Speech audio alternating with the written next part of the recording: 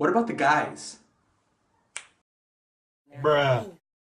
Oh hell no!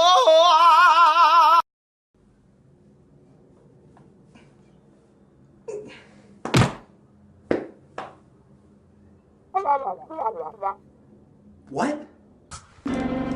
Must look like video game characters are not good enough to live.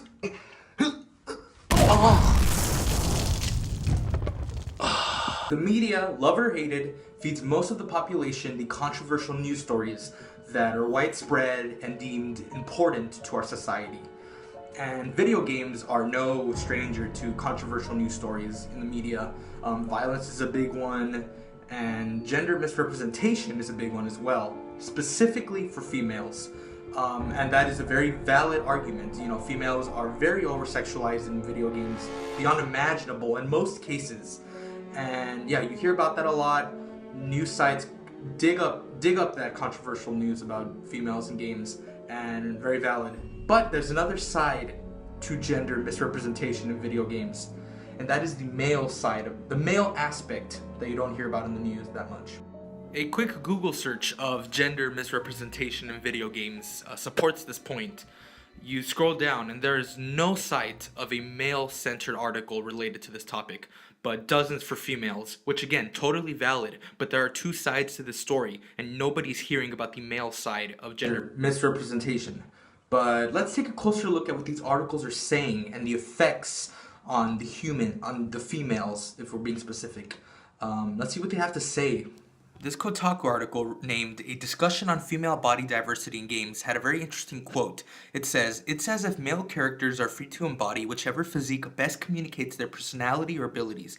Now this is true for female characters as well. At the end of the day, the developer has free will to, create their female characters however which way they want, not just for males. Another article, a GameSpot article entitled "Woman in Games," has another interesting quote. It says, "One of the biggest points of contention in the discussion surrounding women in video games is the phrase, woman in video games. This implies that women are special in a way that requires them to be singled out." This is true. This article supports Simon Egenfeld Nielsen and his book, Understanding Video Games.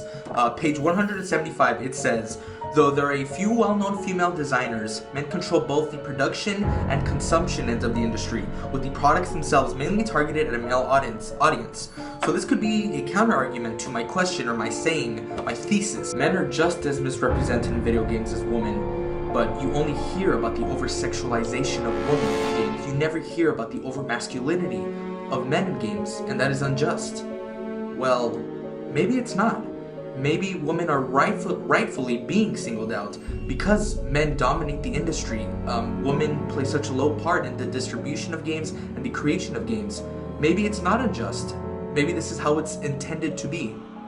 This inequality of importance of these two sides of gender misrepresentation in video games, men over masculine, women over sexualized, this inequality of women being up here and men being up here. Well, maybe that's valid because at the core of the industry, there's an inequality, a misdistribution of men making games, women making games, inequality in, the importance of this cause, inequality, or maybe inequality is not the right word, maybe misdistribution or something like that, in the core of the industry. Maybe they go hand in hand. The counter-argument, again, could be valid. That's what's so scary about this conflict, is that with women being singled out and their over-sexualization in video games, to most people, they're not even aware, they don't even think of it, of the idea that men are being misrepresented in video games. So many people are not aware of this over-masculinity. It doesn't occur to them that this is happening, when in reality, it's everywhere. Melinda Burgess, in her book, Sex, Lies, and Video Games, mainly deals with a video game cover, like the front cover of video games. And she says in her book, male characters are almost 4 times more frequently portrayed than female characters. So you walk into a Target, you walk into a Walmart, it is everywhere. This over-masculinity is everywhere, but to most people it doesn't even occur to them. And that's what I leave you guys with. This male misrepresentation in games is everywhere. Just be aware that there are two sides to this misrepresentation. Thank you guys for watching.